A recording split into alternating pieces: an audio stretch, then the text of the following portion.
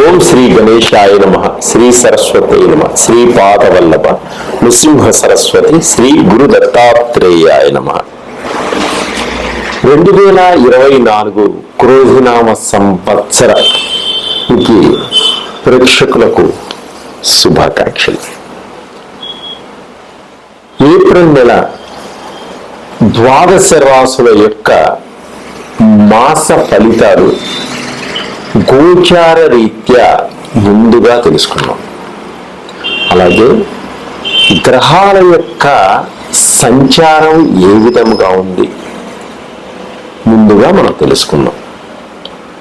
2024లో April మాసంలో ఈ గ్రహాల యొక్క స్థితి సంచారం గురించి మనం ముందుగా తెలుసుకుంటున్నాం. ముందుగా రవి 14వ తేదీ వరకు మీనరాశిలో సంచరించి తదుపరి మేషరాశిలో సంచరిస్తున్నాడు. రవి 14వ తేదీ వరకు మీనరాశిలో సంచరించి తదుపరి మేషరాశిలోకి వచ్చి అక్కడ సంచరిస్తున్నాడు. గురువు ఈ నెలంతా కూడా మేషరాశిలో సంచరిస్తున్నాడు. అలాగే శుక్రుడు కూడా ఈ నెలంతా మీనరాశిలో సంచరిస్తున్నాడు. రాహు ఈ నెలంతా మీనరాశిలో సంచరిస్తున్నాడు. బుధుడు ఈ నెల అంతా కూడా మీనరాశిలో సంచరిస్తున్నాడు. కేతువు ఈ నెలంతా కన్యా రాశిలో సంచరిస్తున్నాడు.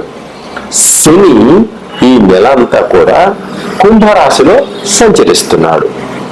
కుజుడు ఈ నెలంతా 24వ తేదీ వరకు కుంభరాశిలో సంచరించి తదుపరి అక్కడి నుంచి మీనరాశిలోకి వచ్చి అక్కడ సంచరిస్తున్నాడు. ఇది గ్రహాల యొక్క సంచారం ఏ విధంగా ఉంది ముందుగా మనం తెలుసుకుంటున్నాం.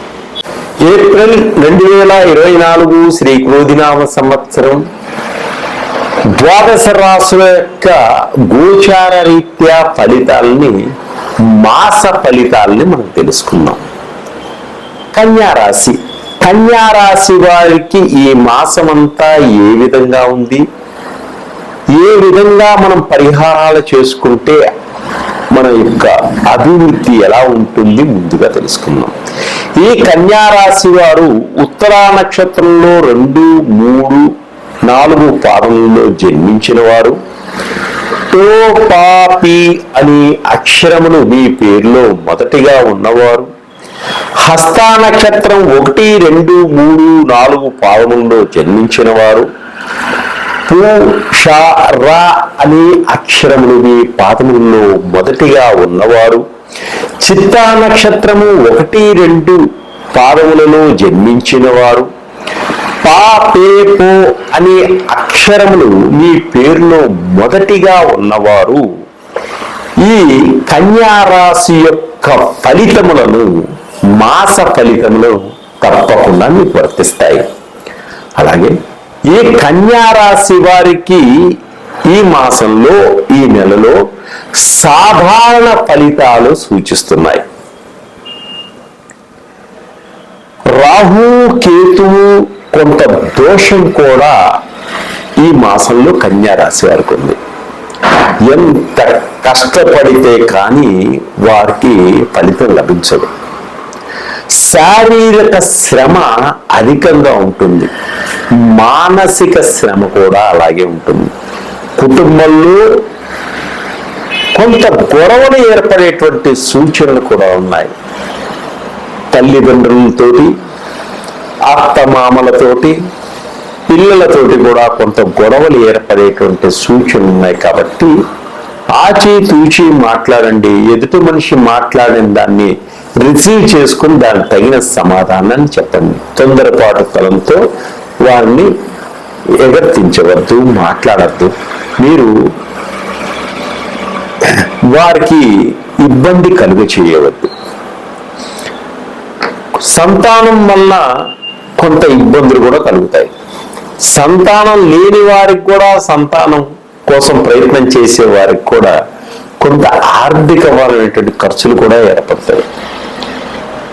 ప్రయాణాలలో కొంత ప్రమాదాలు సూచిస్తున్నాయి కాబట్టి చాలా జాగ్రత్తగా ప్రయాణం చేయండి.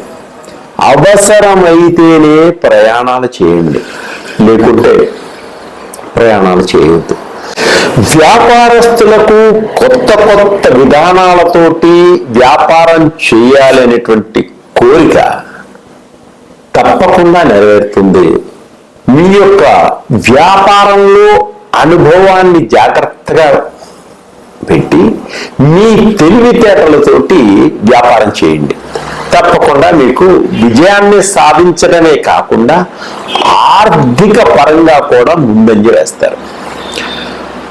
అనారోగ్యంతో ఎప్పటి నుంచో బాధపడుతున్నటువంటి వారికి అనారోగ్య సమస్యలు కొన్ని తొలగిపోయి ఆరోగ్యవంతులయ్యేటువంటి సూచనలు కనిపిస్తున్నాయి.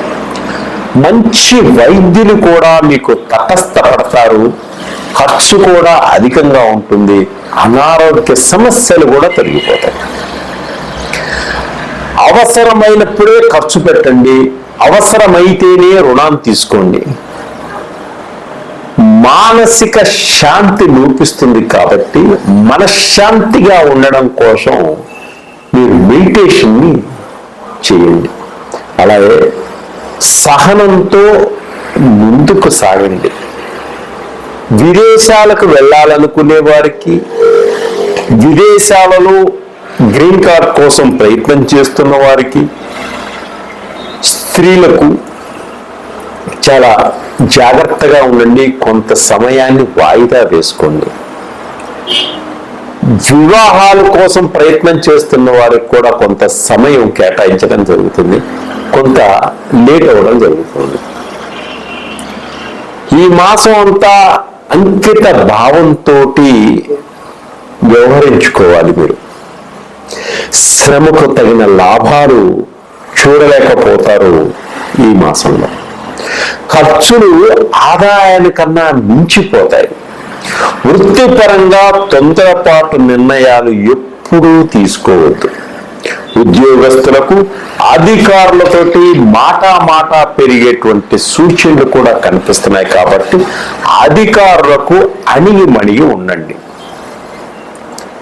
వ్యాపారస్తులు వ్యాపారంలో తొందరపాటు నిర్ణయాలను ఎప్పుడు తీసుకోవద్దు.